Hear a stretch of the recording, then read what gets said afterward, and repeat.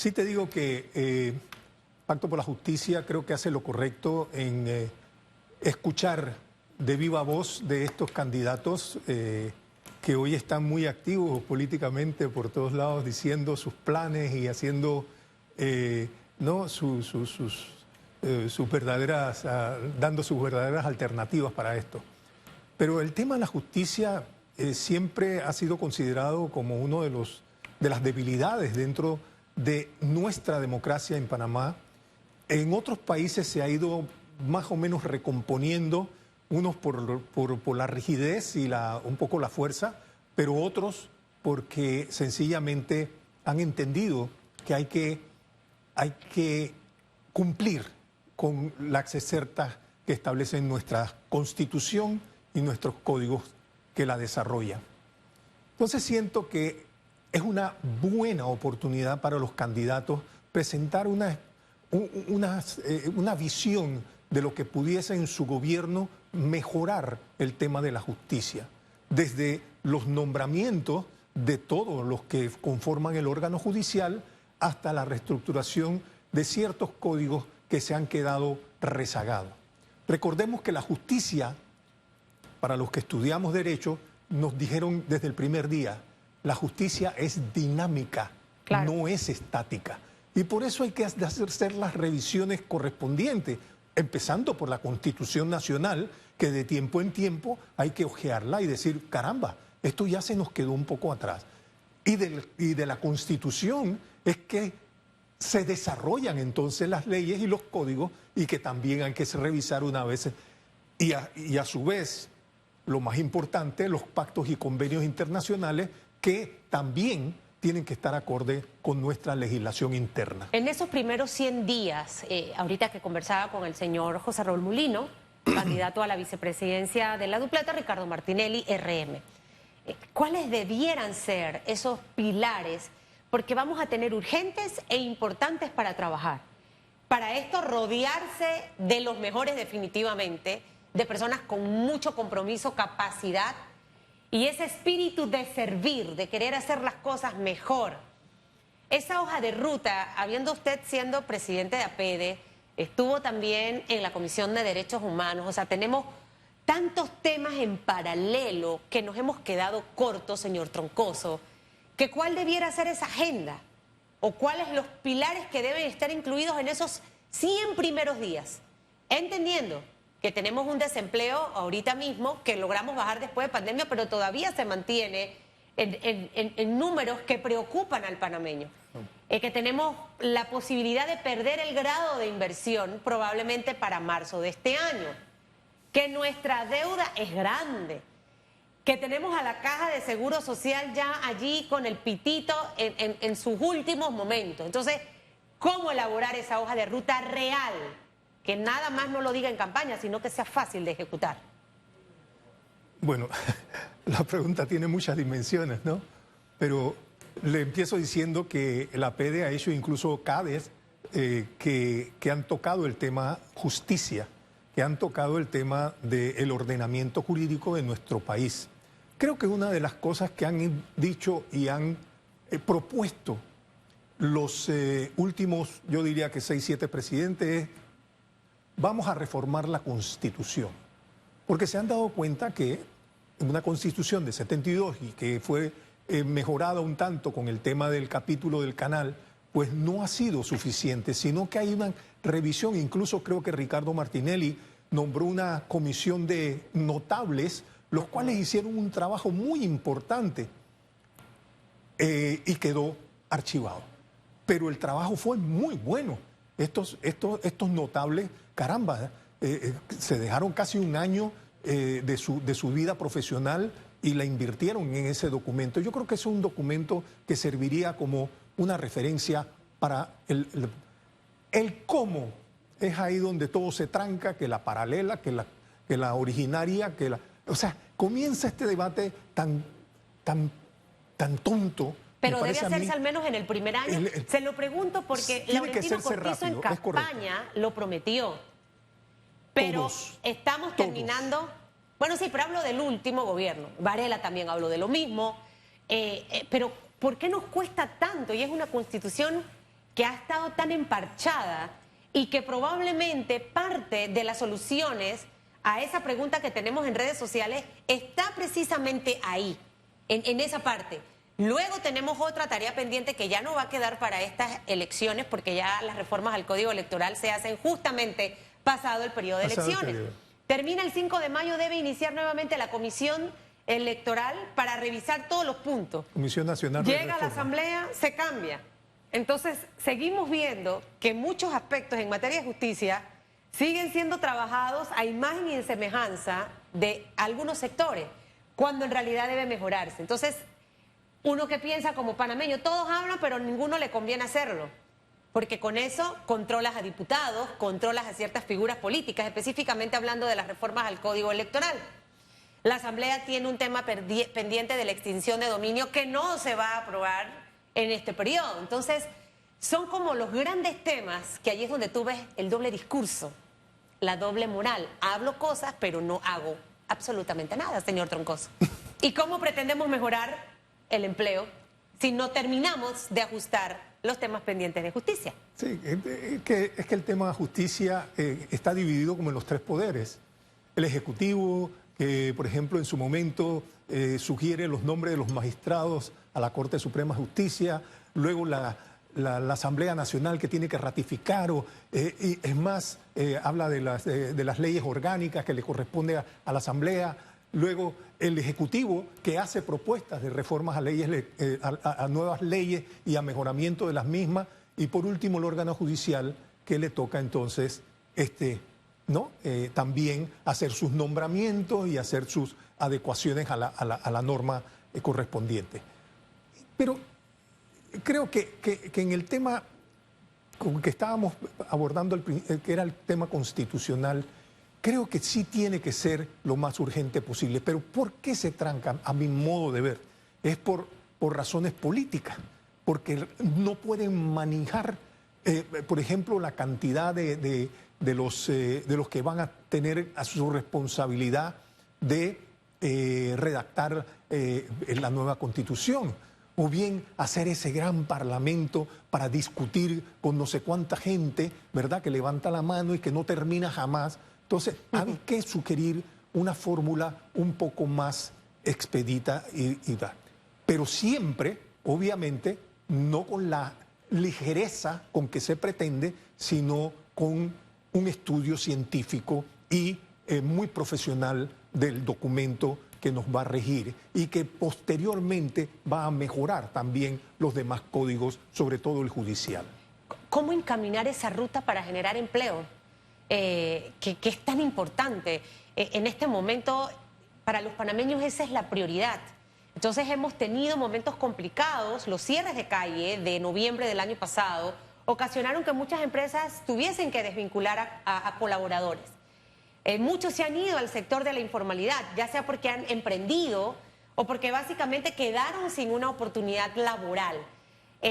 Tenemos en realidad las condiciones, Panamá va a tener uno de los crecimientos mejores de la región, pero ¿cómo traducimos precisamente eso? Usted es empresario, estuvo en la Asociación Panameña de Ejecutivos de Empresas como presidente.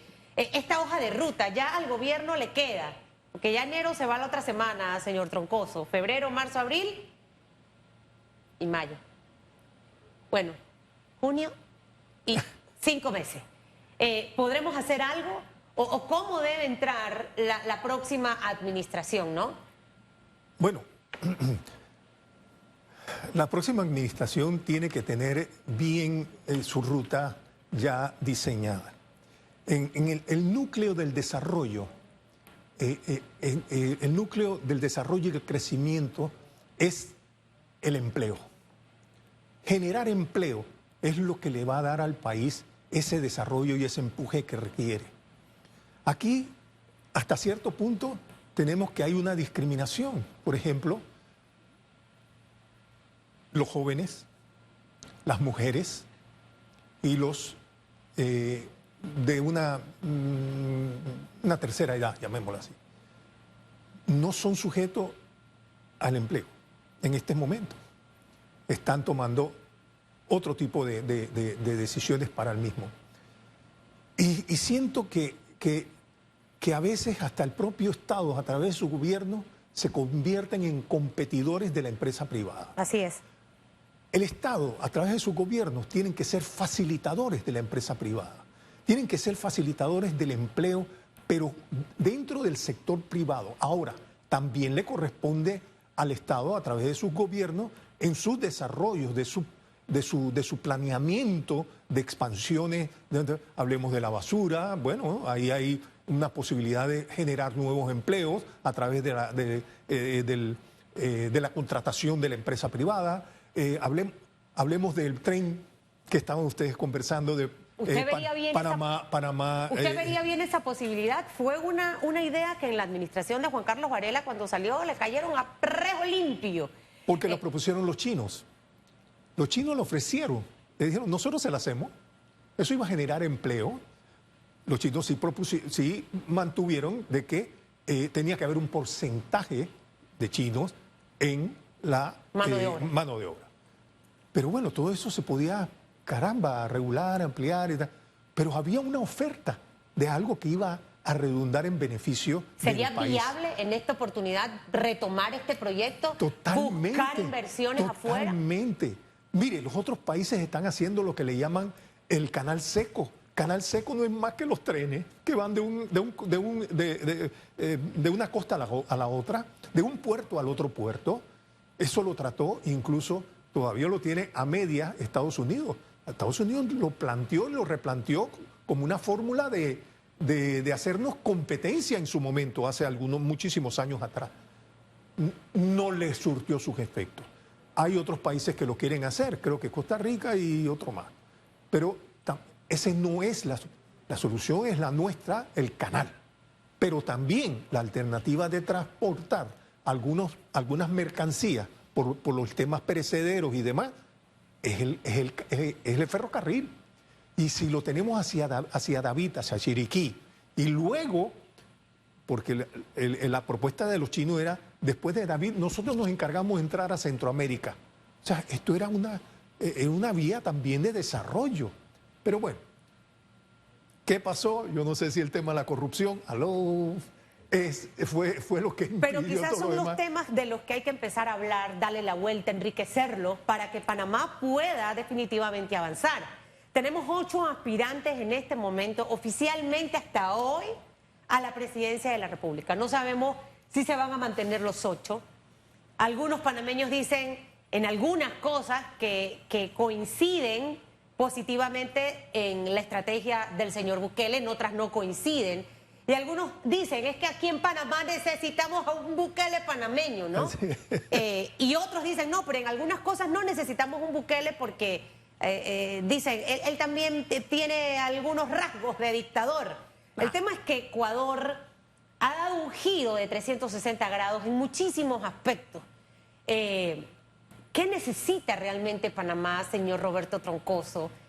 Dentro de esos 8 candidatos tenemos lo que necesitamos para que la vida del panameño cambie, para que las oportunidades lleguen absolutamente a todos, desde el que nos está escuchando ahorita mismo en un taxi, el que va en un metro o metrobús, y que llegue ese porvenir a todos y que no tengamos estos distintos Panamá, aquí cerquitita de la ciudad, sin agua, sin carreteras, sin acceso a la salud, y avanzamos en muchas otras cosas, pero la vida, la calidad de vida del panameño es compleja. Los que viven en el sector oeste, los que tienen que madrugar para poder llegar a tiempo a trabajar. Entonces, ¿será que necesitamos un Bukele panameño? ¿Será que dentro de los 8 candidatos tenemos opciones buenas para nuestro país? ¿Cómo lo ve usted sin decirme el nombre de ningún candidato para no hacerle campaña política aquí, por favor? Por favor. Ni lo pensaba decir tampoco porque no soy político, nunca he pertenecido a ningún partido político, nunca he trabajado para ningún gobierno ni lo pretendo hacer. Mire, lo que sí siento es que Panamá está en un momento importante, hay muchos desafíos y claro, las oportunidades ante estos malos ratos que estamos pasando son muchísimas.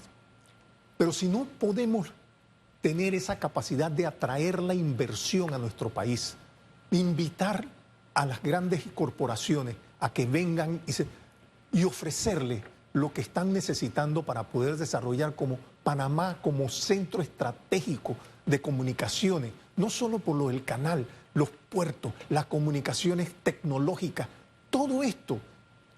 Pero requerimos de algo muy importante, educación y capacitación. No estamos haciendo el trabajo con la educación, la estamos dejando a un lado, la estamos dejando en una educación a medias, pobre. Los capacitadores que tienen que a su vez capacitar a los maestros no lo están haciendo correctamente. Tenemos unos maestros que están dando una educación a medias, pobre. Los muchachos cuando salen del colegio salen con sumas deficiencias, pero bueno. Pero ese es un problema que tenemos de hace muchos años. De la educación no hemos tenido, pareciera que no hemos tenido una administración con visión, ¿no? Y qué bueno cuando yo escuché al presidente actual Cortizo, cuando decía que su meta era la educación y que esa era la estrella. La estrella. Yo digo, caramba, al fin alguien se está verdaderamente... ¿Ha sido la estrella? Pero quedó eso en palabra, quedó fuera de su control, no sé. Yo la verdad es que me sentí muy decepcionado con esto, pero yo sé que ojalá que quien quiera que gane tome muy en serio el tema de la educación por nuestro país, para desarrollar y crear empleos. Ese es el ícono, se llama desarrollo. Y cuando no tenemos en fundamento a un joven bien educado y bien formado y bien capacitado, nosotros estamos verdaderamente a 1000 años luz de lo que queremos. Y Panamá tiene todo, te lo digo, tiene de todo. Y no sé, hay algo que a veces se pierde por estar en la politiquería y tratando de endulzar a gente endulzar, lambonería, los manzanillos, el que hay para mí en muchas cosas. ¿Cuán importante, señor Troncoso, en este momento tan coyuntural para todos los panameños, es el poder elegir bien? ¿Y qué ocurre? El elector la tiene complicada y le voy a explicar por qué. Porque primero tenemos 8 candidatos, siendo un país tan pequeño, tenemos 8 candidatos presidenciales. Segundo, no se ha levantado la veda electoral. Y en este momento lo que impera digitalmente a través de estos aparatos son campañas sucias y campañas negativas. Así es. ¿Qué ocasiona esto? Que muchos tengan que utilizar el tiempo que tenían destinado para hablar de sus propuestas en explicar, en aclarar, en desmentir. Y al final el panameño, ¿con qué se queda para poder tomar una decisión? Los fake news existen, pero ¿qué ocurre? Eso toma tiempo, el poder investigar para ver si sí. Entonces, tenemos un código de ética electoral, tenemos un pacto ético digital. Yo lo firmé. Usted lo firmó. Muchos políticos lo firmaron. Pero ¿qué es lo que estamos viendo en este momento en las plataformas digitales? Y se lo digo yo porque yo me muevo en distintos escenarios de la ciudad de Panamá. Y hay gente que me dice, es que no sé por quién ahora votar, porque como sacaron que Troncoso, esto y esto, que Achutupu hizo aquello y aquello, ya no sé en quién confiar y entonces mejor me voy con pues. Entonces, al final, pongamos en la mesa el daño que estamos ocasionando al elector, que tiene una situación complicada y que probablemente muchos van a cambiar su voto a última hora, precisamente producto de todo lo que está circulando a través de plataformas digitales y que pareciera que no hay un control verdadero. Porque usted puede firmar, señor Troncoso, pero usted me crea un poco de perfiles falsos y con eso hago la campaña sucia, con eso hago la campaña negativa. O usted me hace como algunos candidatos presidenciales que tienen call center en Turquía, en África. O sea, pongámonos en el papel del elector. La tiene dura. Conozca a su candidato. Creo que es una campaña muy loable, muy con buen emprendimiento de quienes la están haciendo. Conozca su a su candidato es importante porque estas campañas sucias y estas campañas a través de los medios tecnológicos que el propio Tribunal Electoral no puede controlar, porque es una tecnología muy, pero muy sofisticada. Es bueno que el elector sepa verdaderamente quién es el candidato de su preferencia y de su agrado para poder votar por él. Porque esto no se trata de que son... la tía me dijo que por favor votara por... Esto no es así. Esto tiene que ser un poco con más conciencia ciudadana y cívica. Claro. De eso se trató el pacto ético electoral también, que en su momento cuando lo firmé me volteé y le dije a todos, espero que todos lo cumplamos, todos. ¿Estamos cumpliéndolo? Bueno, yo pienso que acabamos de firmarlo y yo creo que tenemos que hacer el mayor esfuerzo. No se crea, ahí en el pacto ético hay una clausulita que puede ser hasta un poco comprometedora para los Pero candidatos. ¿cómo usted comprueba que esto viene de esta campaña? Pues, es difícil. Siento claro que que nos es quedamos difícil. como cortitos allí. Probablemente esa sea una oportunidad para las próximas elecciones. El revisar esta parte y ver cómo establecemos los controles. Pero son ustedes la esencia y lo importante. No, pero en esto. los medios pueden tener hace un momento responsabilidad, un candidato a vicepresidente. Mire, por ejemplo, y expuso de la manera muy elegante y muy cordial todo lo que... Jonathan del Rosario. Por eso ustedes son importantes. Jonathan del Rosario, ojalá me metieran a mí en la comisión de reformas electorales. Creo que no entro por ningún lado porque no soy política, no he estado en ningún partido y no voy a estar. Pero sí puede. Ojalá, no sé quién me llevaría porque sabe que yo soy, como dice Soraya, rebelde. Ojalá contemplasen para las próximas elecciones temas de esos autocontroles. Hablábamos hace poco aquí con el exfiscal electoral Boris Barrios y él decía que nos quedábamos cortos en muchos temas tecnológicos. Sí, muy corto. Jonathan del Rosario, exministro de Seguridad, en su momento trabajó un proyecto de delito cibernético y en el delito cibernético entraban algunos aspectos relacionados a esto. Y de hecho manejo información que plataformas digitales, entre ellas Instagram, tienen a Panamá con una alertita, precisamente por el desbordamiento de temas que hay en cuanto a campañas sucias y campañas negativas. Y vemos la tendencia de TikTok, Instagram a nivel mundial de sus controles. Entonces Panamá también tiene que hacer algo allí. Yo creo que siempre hay una oportunidad para mejorar. Tienes que pagar por ello. Se paga. Tienes que suscribir. Si gastamos plata en otras cosas. Tienes que traer a Facebook, tienes que traer a TikTok, tienes que traerlos a ellos, firmar. Y cuando tú pides una información, ellas te la tienen que dar. Mire, esa es plata bien invertida, ¿sí o no, Chutupu? Ahí se Chutupu sí ve. Esa es plata bien invertida. Claro que para sí. ir saneando absolutamente todo. Hay muchos temas, señor Troncoso. Si usted lo mete en la Comisión de Reformas Electorales, usted lleve Ahí todo eso. Usted lleve todo eso.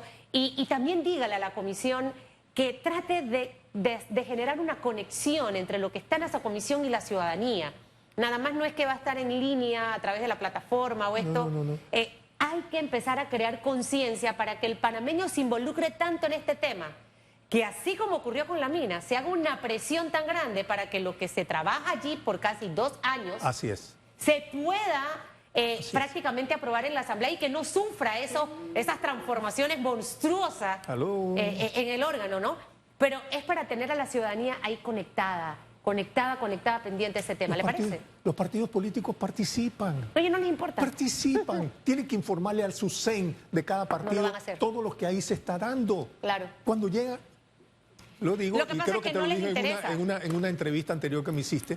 Yo te dije, yo llego a veces al Salón Azul o ahí a la entrada y me preguntan, oiga, licenciado, ¿de qué se trata lo que? Santo ¿Qué es lo Padre. que no puede ser. No. ¿Por qué? Porque entonces siento que el Foro Ciudadano Pro Reformas Electorales, que incluye a la sociedad civil y que incluye a los sectores de conexión con la ciudadanía, siempre hacemos nuestros pronunciamientos y le comunicamos a la ciudadanía de alguna manera qué es lo que se está haciendo. Hay que ver alguna estrategia distinta. En la vida, todas estas estrategias. Hasta para terminar con una novia, un novio, usted hace una estrategia. Señor Troncoso, se lo digo yo que soy experta en estrategias.